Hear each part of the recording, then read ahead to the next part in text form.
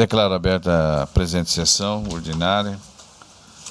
Cumprimento todos os meus colegas, o empossando, o digno procurador regional eleitoral, os senhores advogados aqui presentes, jurisdicionados e servidores da casa.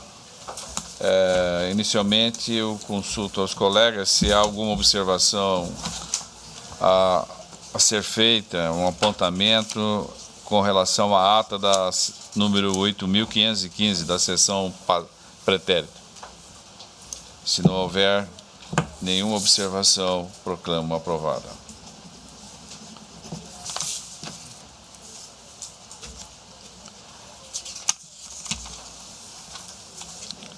Participo aos colegas, digno Procurador-Geral Eleitoral, advogados, que os processos 44.523, o 45.482, o 49.753, que estão com vista com a doutora Vanessa, a primeira vogal, em outro processo é como quarta vogal, serão julgados na sessão de amanhã. A exemplo destes, o 18.444, que está com vista ao doutor Ricardo, como também o 30.678, serão adiados para a sessão de amanhã, dia 18. Da mesma forma, o 43.389 e o 12.629. Esses processos estão com vista ao colega Dr. Ulisses Rabaneda. Também será julgado em continuação na sessão de amanhã.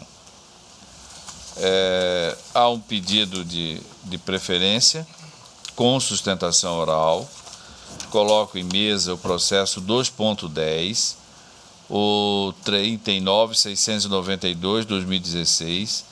O assunto aqui é recurso eleitoral, representação, captação ilícita de sufrágio, distribuição de cestas básicas de Feliz Natal. Quem está recorrendo à coligação Todos por Feliz Natal, tendo da parte recorrida a coligação administrar com respeito e responsabilidade, e tem também como recorrido Rafael Pavei e recorrido Mauro Riboldi. Ao parecer, pelo desprovimento do recurso. Esse processo é da relatoria da colega a doutora Vanessa Curti Perenha, que está com a palavra.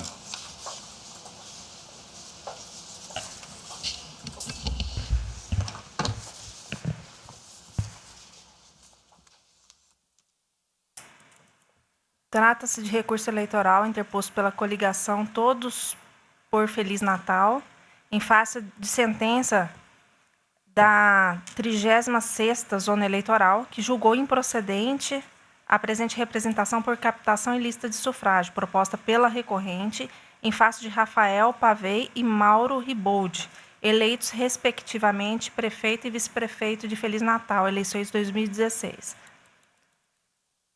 A coligação recorrente alega que as provas carreadas aos autos não deixam dúvidas quanto à ilegalidade da conduta realizada pelos recorridos, consistente na entrega de cestas básicas a índios da região de Xingu, município de Feliz Natal, que as fotografias trazidas, assim como as testemunhas ouvidas em juízo, não deixam dúvidas quanto à entrega das cestas básicas na aldeia Xingu, com o único objetivo de captar votos ilegalmente para os candidatos Rafael e Mauro.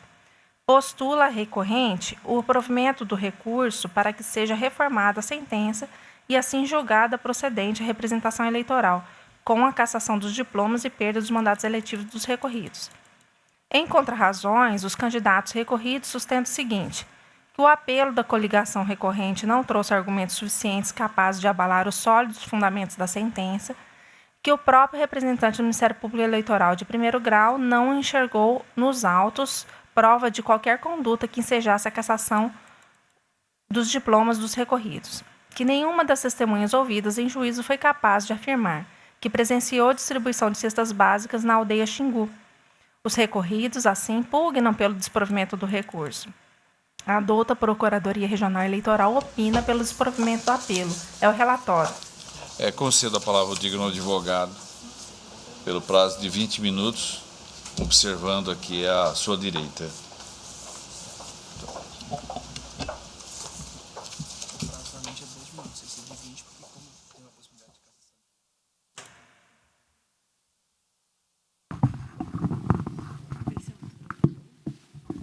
Oi.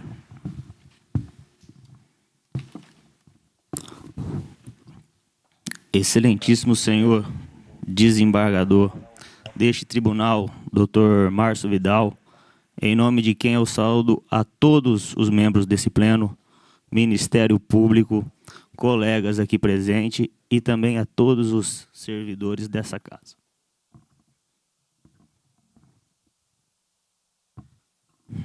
Ínclitos julgadores, eu não vou tomar mais que alguns minutos de vossas excelências, em razão da simplicidade dos fatos, ou melhor, da inexistência de fatos. Não existe qualquer prova nos autos de distribuição de cestas básicas praticada pelos representados em face dos índios da aldeia indígena. Outro sim, excelência. Na demanda processual, os representantes não lograram êxito em comprovar as suas alegações, no sentido de que não existe prova formal, material e muito menos testemunhal que os representários efetuaram a entrega de cestas básicas aos indígenas com o intuito de captar os votos dos mesmos. Se sabe, doutos membros, que para a cassação dos representados, imprescindível que seja provado a existência de dolo, sob pena de não caracterização ilícita de sufrágio. Como já dito, não existe nos autos, excelência, qualquer depoimento das testemunhas que afirme que presenciou que os representados entregaram cestas básicas na aldeia indígena. Inclusive, uma das testemunhas ouvidas em juízo sequer encontrava-se na aldeia no dia naquele fatídico dia que ocasionou a suposta entrega de cestas básicas.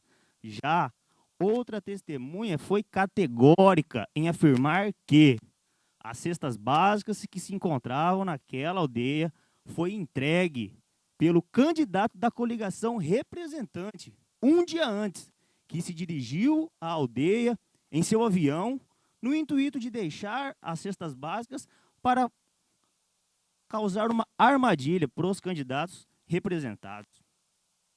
Vale ressaltar, excelências, que a mesma testemunha que falou que o candidato foi de avião, disse também que é um hábito do mesmo efetuar a entrega de cestas básicas aos indígenas naquela localidade. Nesse sentido, excelências, as demais testemunhas foram categóricas em afirmar que não houve distribuição de cesta básica por parte dos representados. Verificando isso, todo esse conjunto probatório, o juiz de primeiro grau, amparado pelo Ministério Público, julgou pela improcedência do recurso. Certo aquele juiz, excelências, pois não restou comprovado que os recorridos praticaram qualquer ato ilícito. Desta feita, faço uso desta tribuna, no exercício da minha provisão, para requerer que vossas excelências julgue improcedente o presente recurso e mantenha-se a sentença prolatada pelo juiz de primeiro grau em seus exteriores termos, pois assim estarão procedendo com a verdadeira justiça. Muito obrigado e bom dia.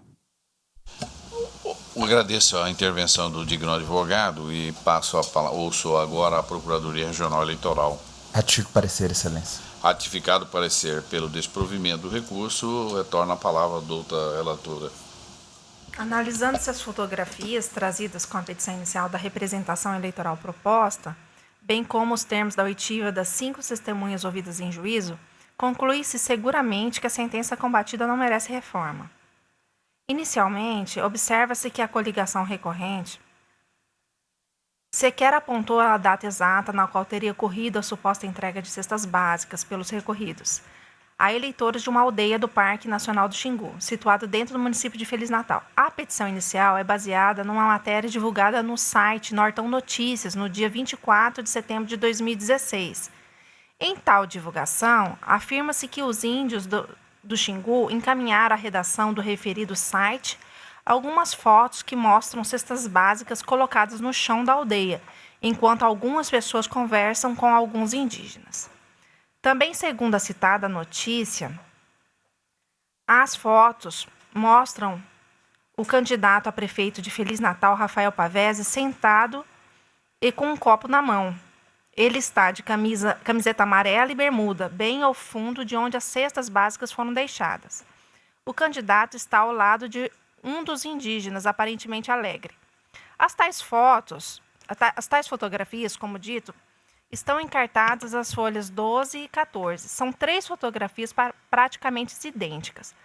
O candidato Rafael Pavei, ora recorrido, está sentado ao lado de um indígena. Na frente deles, no chão, estão algumas sacolas de supermercado com mantimentos que parecem ser óleo de cozinha e sacos de arroz. Chama atenção, inclusive, que o candidato Rafael Pavei e o indígena ao seu lado fazem pose para tirar a foto, como sabendo que estão sendo fotografadas.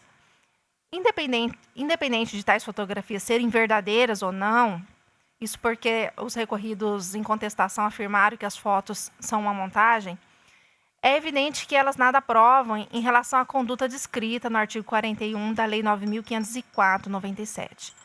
Não há nenhuma prova de que aqueles mantimentos tenham sido adquiridos pelo candidato Rafael Pavei para comprar votos na aldeia do Xingu. Repita-se, não se sabe nem quando essas fotografias foram efetivamente tiradas.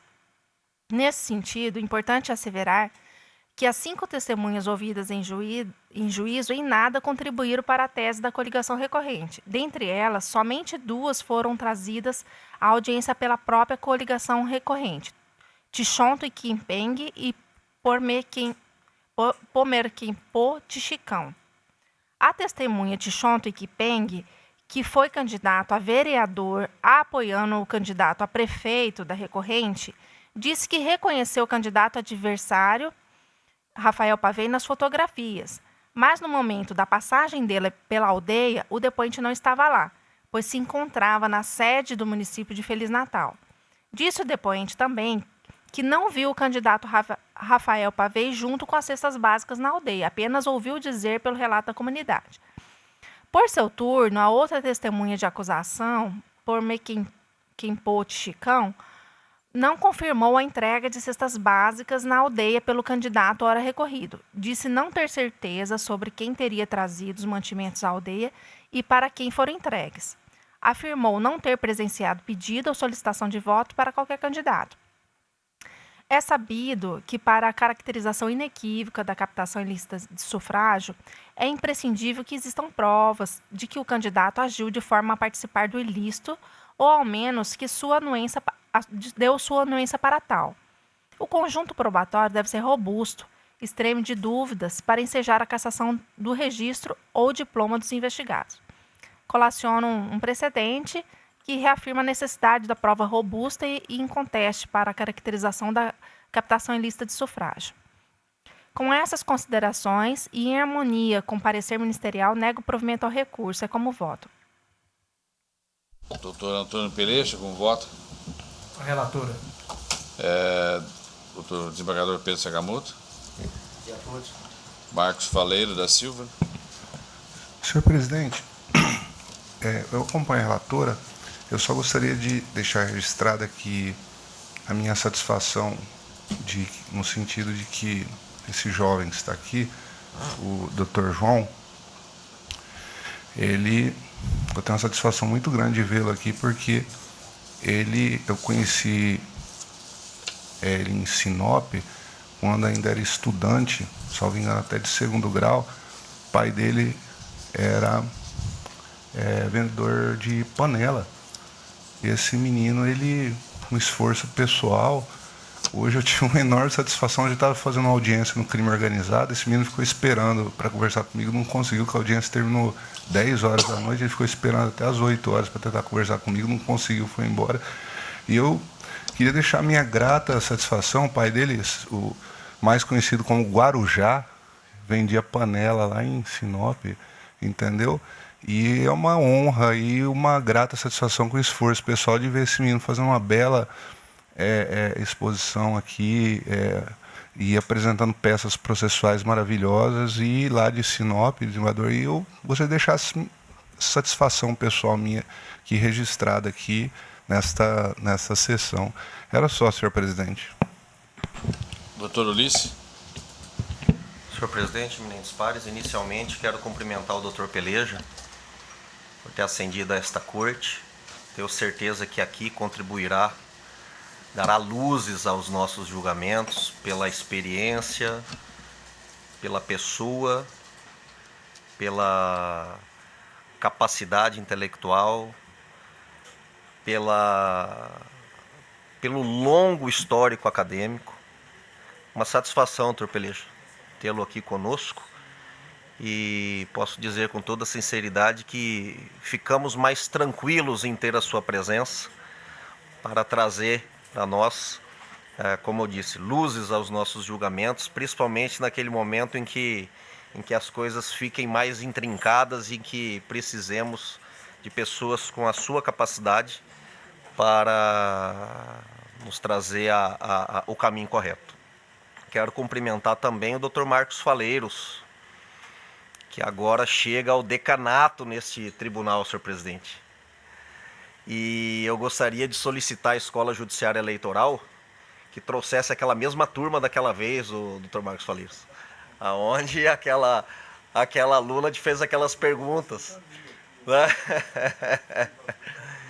Quero parabenizar o Dr. Marcos, sim, porque sentar nesta cadeira mostra a experiência que já alcançou durante o tempo aqui nesse tribunal, e ficará aí por um bom tempo também nos trazendo luzes. Cumprimento também, senhor presidente, a doutora Vanessa. Hoje ela debuta, traz o primeiro voto de sua relatoria, e como sempre, objetivo, um voto sintético, no entanto, com uma profundidade muito interessante, conseguindo trazer em breves palavras tudo aquilo que seria necessário. Dr. João Paulo Fagnani, quando o Dr. Marcos Faleiros fala menino, ele está te fazendo um elogio, porque a jovem advocacia, ela é o futuro, e o senhor se insere nesse contexto. Sei do trabalho que desenvolve em Sinop, especialmente junto à Comissão do Jovem Advogado, e faço coro às palavras do Dr. Marcos Faleiros. Senhor presidente, quanto ao caso concreto, eu estou de pleno acordo com a relatora. Só existe uma situação que me chama a atenção, que o que foi trazido da tribuna, o doutor advogado, com a fé do seu grau, afirma que uma das testemunhas ouvidas em juízo, afirmou que aquelas cestas básicas foram levadas para aquela aldeia indígena pelo candidato da coligação representante. Então há uma prova testemunhal nesse sentido, de modo que, citando um precedente desta corte e a forma como nós estamos lidando com esse tipo de situação, o acórdão 26.307 do recurso eleitoral 47605/2016, em que eu fui relator, e naquela oportunidade o nosso decano, Dr. Marcos Faleiros, não constava em meu voto, mas ele alertava sobre a necessidade dessa corte ter uma atuação rígida quando houver suspeita, e aqui não estou dizendo que isso aconteceu, mas pelo menos para mim há uma suspeita de que possa ter havido sim uma denunciação caluniosa, porque se há uma testemunha dizendo que as cestas básicas foram enviadas para a aldeia no avião do candidato da coligação representante, que ele já doava essas cestas básicas há algum tempo, creio que uma investigação vai ser capaz de desmistificar se realmente foi através desse candidato e se essa ação ela não se trata de coloquialmente, dizendo uma armação para tentar prejudicar as eleições no município de origem através do famoso tapetão. Então faço coro às palavras do Dr. Marcos Faleiros neste recurso, onde ele afirmou na época o seguinte, aspas, está a se apurar aqui um ilícito civil eleitoral que tem uma previsão no Código Eleitoral de corrupção, que é crime eleitoral. Houve uma denunciação caluniosa. No caso, denunciação caluniosa após a modificação em 2000 e dar a instauração de investigação policial, de processo judicial, não especifica se civil ou criminal, instalação de investigação administrativa. E aí o Dr. Marcos Faleiros estava fundamentando sobre a tipicidade desta conduta, justificando a necessidade dela ser apurada.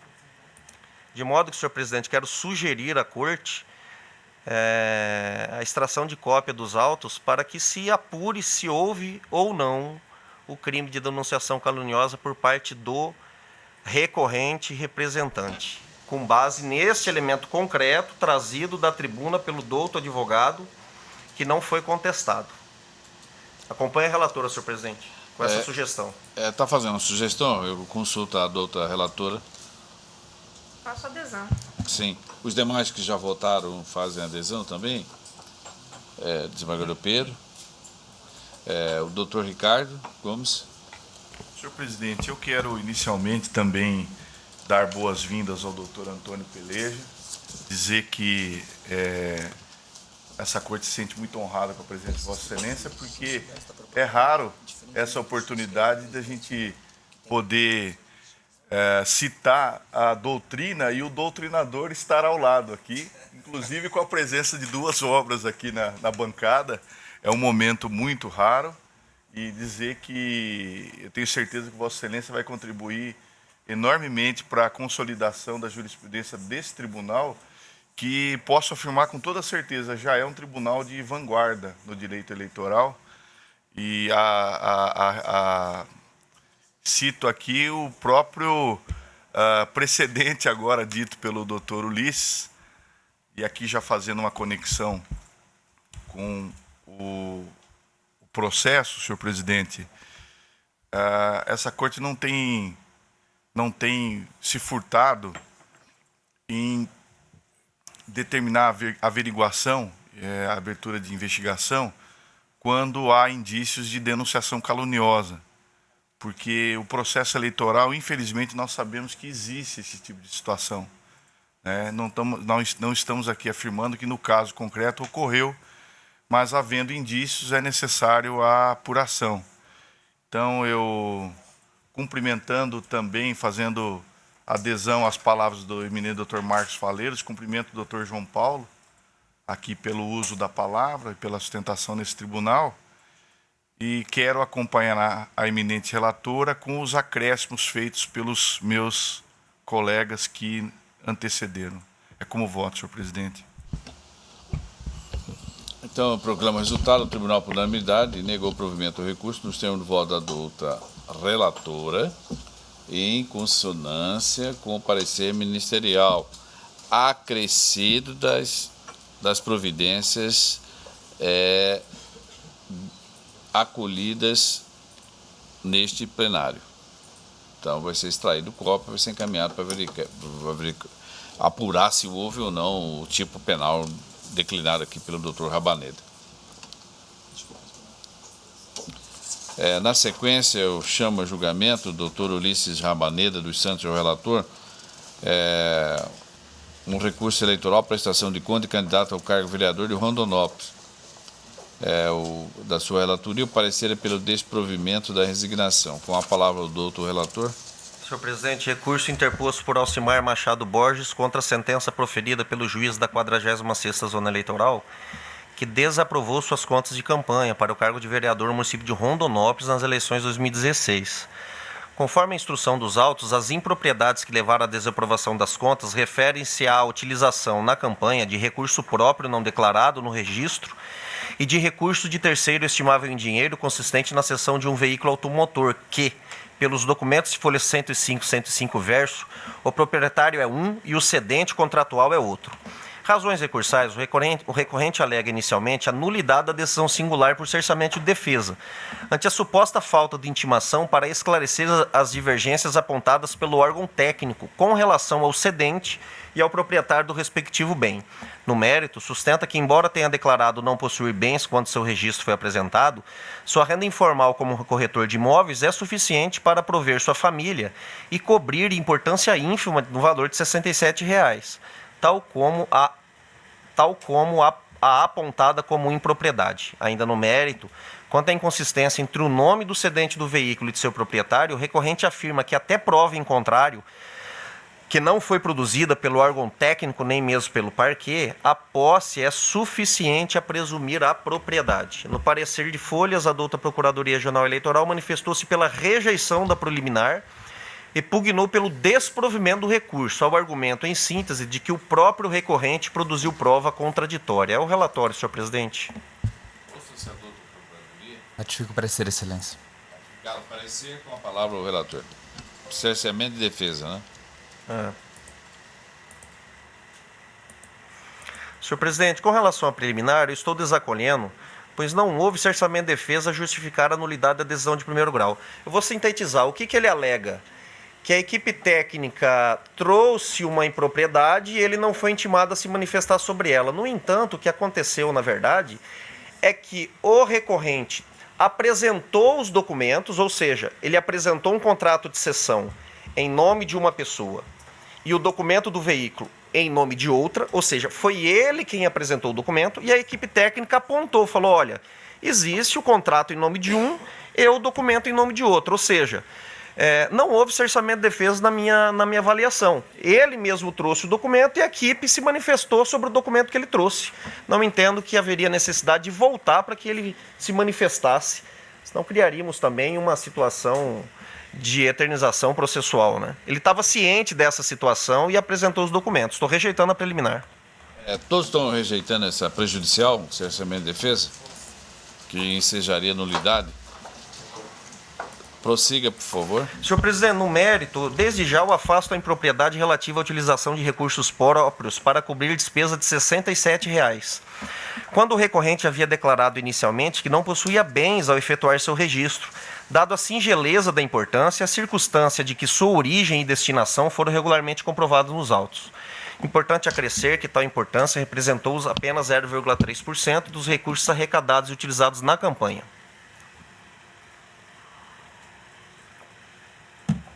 Quanto à inconsistência entre a pessoa que figura como proprietária do veículo cedido para a campanha do recorrente e a pessoa que efetivamente assinou o contrato de cessão, entendo que tal irregularidade não é suficiente para levar à desaprovação de suas contas.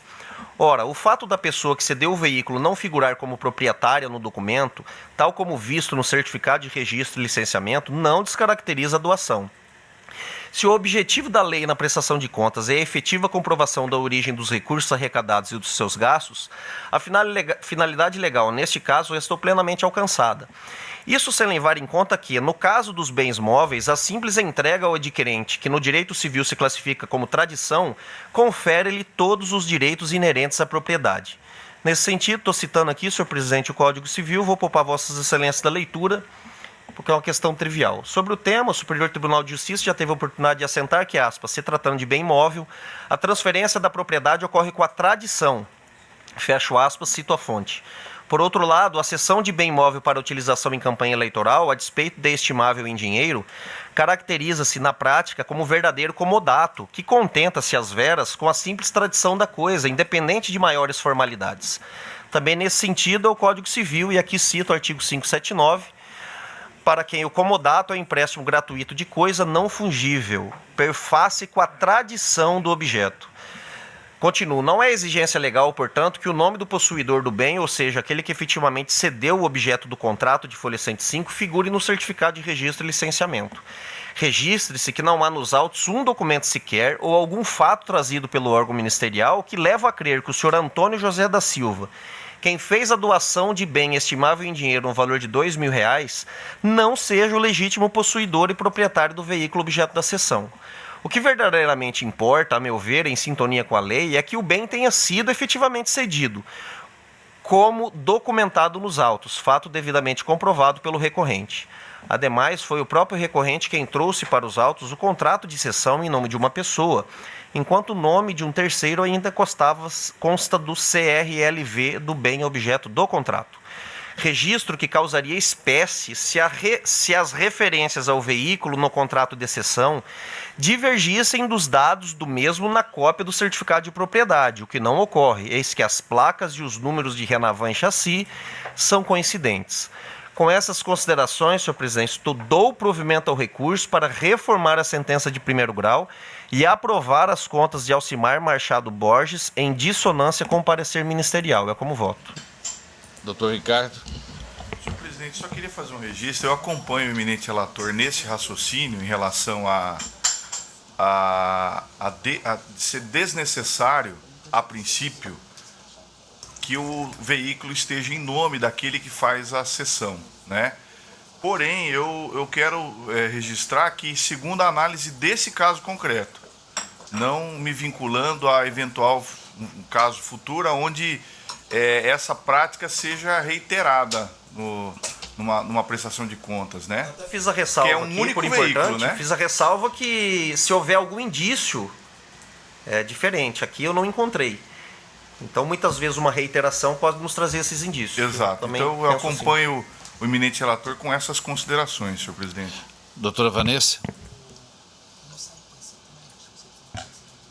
Senhor presidente, em relação à primeira irregularidade apontada, de R$ 67,00, eu até entendo que o valor ínfimo pode ser afastado, né, como irregularidade capaz de macular a prestação de contas. Entretanto, no caso dessa falta de declaração, é uma declaração, né, senhor relator? Do veículo. O veículo, O veículo é um contrato de cessão feito em nome de uma pessoa, ele cedendo o veículo, mas no documento do veículo, no Detran, o nome do proprietário é outra pessoa. E não há nenhuma declaração do proprietário, nada que faça... Não. Então, nesse sentido, eu acho que ele teve a oportunidade para comprovar, trazer algum outro elemento e não trouxe. Eu vou acompanhar, no sentido do parecer ministerial, de que foi ocultado, no caso, o verdadeiro doador, ou não há elementos que possa identificar o verdadeiro doador. Então, abro divergência para, em consonância com o parecer ministerial, dar desprovimento ao apelo. A senhora está abrindo a divergência, certo? Nesse caso, como vota o doutor Antônio Veloso Peleja? Olha, eu adiro ao posicionamento da doutora Vanessa em relação a essa não comprovação na oportunidade que ele teve em relação ao veículo. Eu estou também com o parecer do Ministério Público Eleitoral, nos exatos termos da manifestação da propositura da doutora Vanessa. Desembargador Pedro Sakamoto. Senhor presidente, eu entendo que essa questão da tradição, se houve a declaração do possuidor do bem de que esse bem foi cedido para a campanha eleitoral do candidato,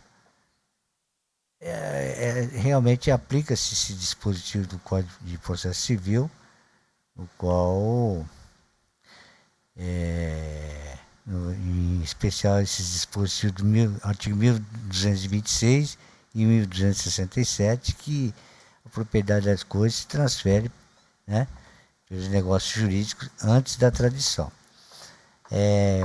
Portanto, eu estou de acordo com o doutor relator. Eu dou provimento ao recurso. O doutor Marcos Faleiro. Obrigado, senhor presidente.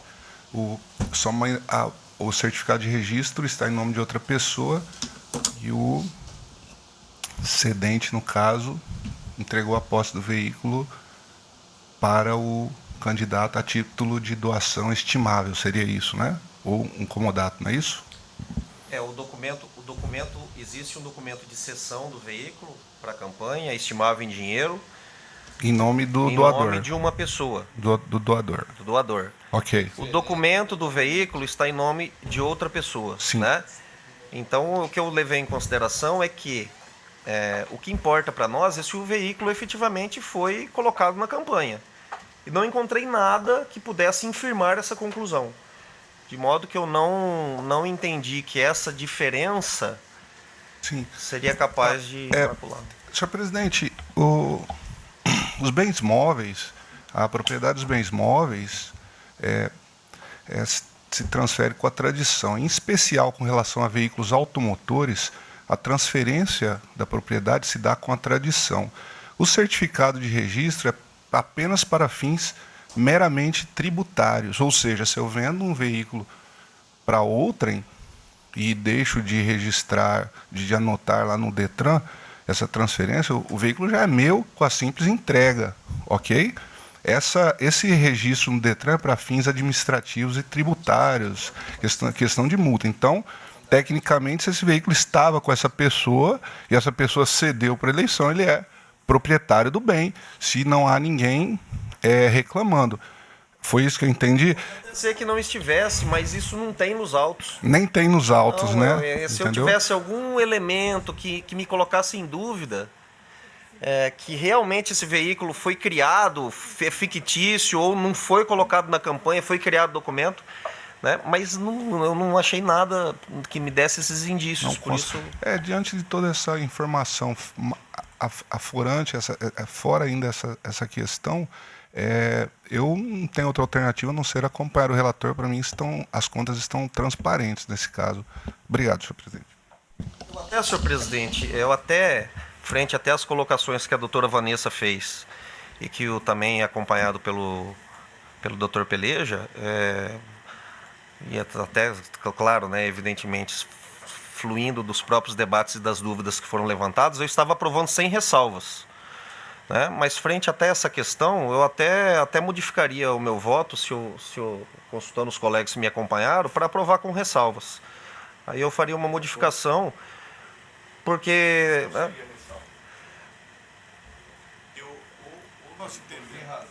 Na verdade a ressalva seria que a doutora Vanessa falou, ele poderia ter trazido o documento que demonstrasse a compra e a venda, né?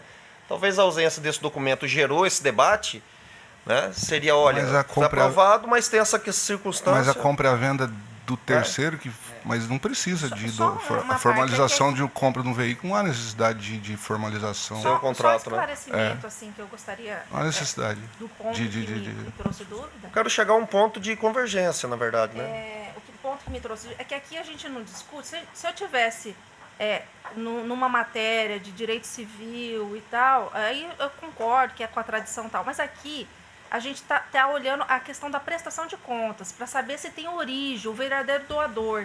Então, é esse ponto que eu fico...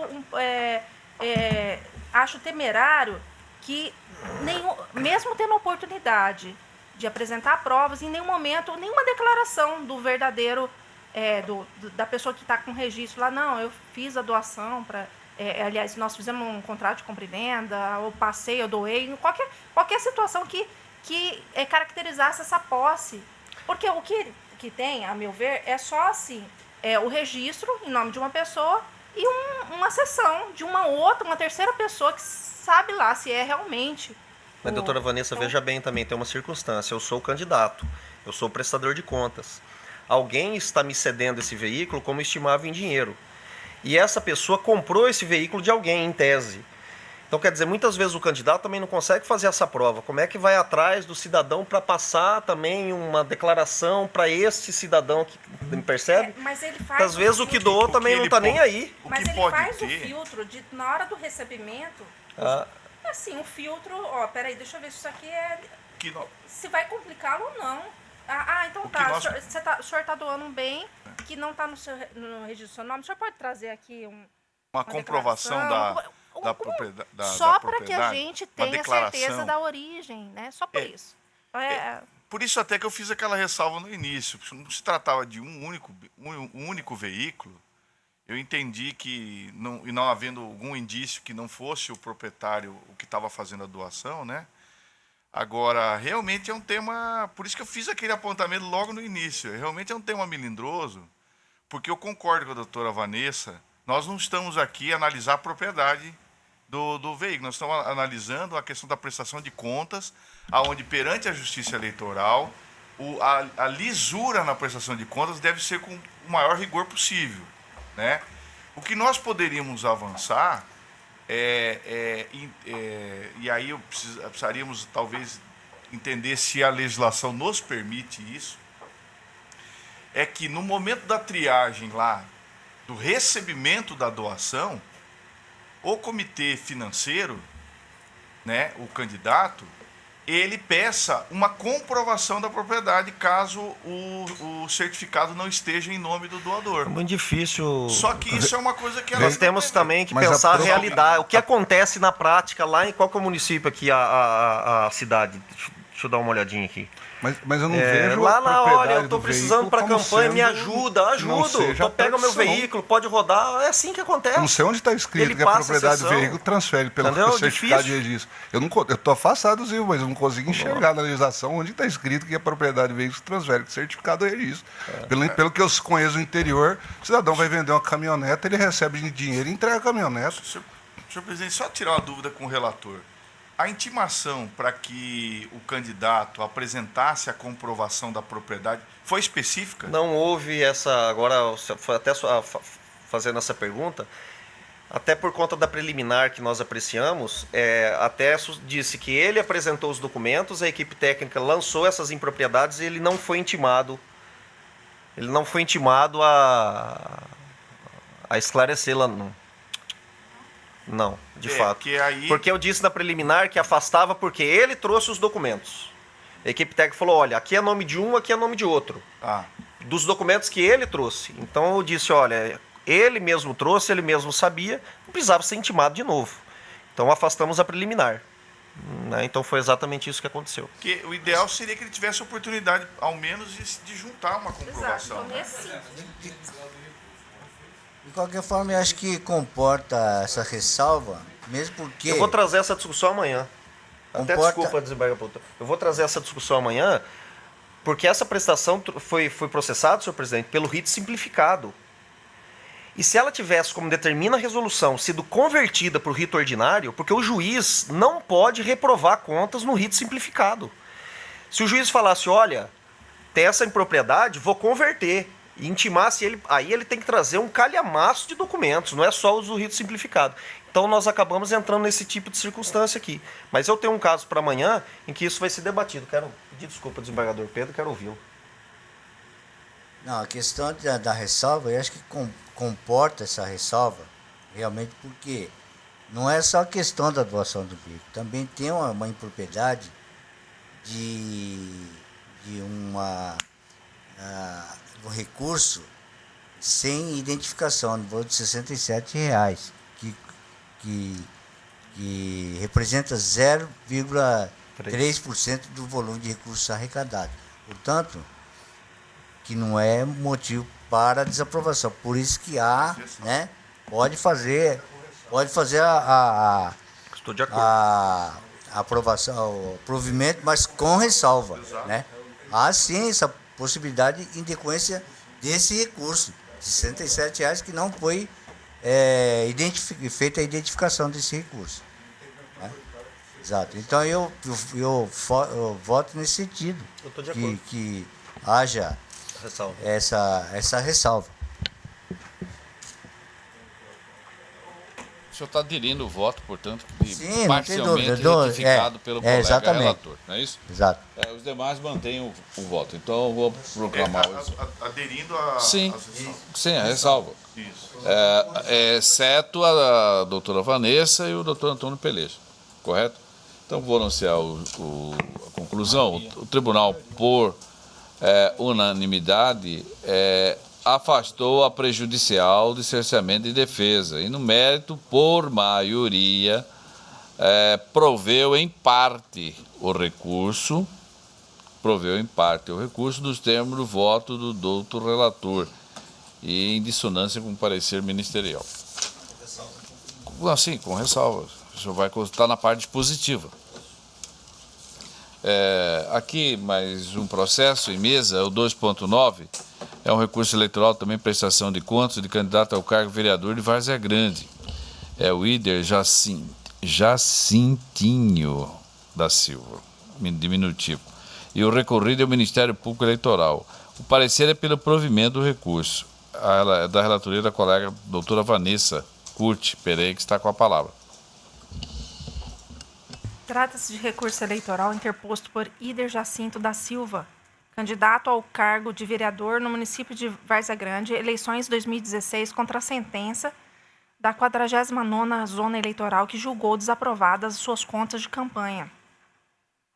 O recorrente afirma que a decisão se baseou na suposta falta de capacidade econômica do candidato para efetuar doações em seu próprio proveito. Alega, todavia, que logrou comprovar nos autos que recebeu, no ano de 2015, mais de R$16 mil a título de salário da Prefeitura Municipal de Várzea Grande. Aduz que tal remuneração foi apta a garantir o financiamento de sua campanha e que a percepção de receitas, ainda que ausente o patrimônio, é elemento comprobatório da capacidade econômica do candidato. Desta forma, pugna o provimento do recurso para que suas contas de campanha sejam aprovadas ou, ao menos, aprovadas com ressalvas. A douta Procuradoria Regional Eleitoral opina pelo desprovimento do apelo, é o relatório. Ouça-se a douta Procuradoria. Ratifico o parecer, excelência. Ratificado o parecer, retorna a palavra à douta relatora.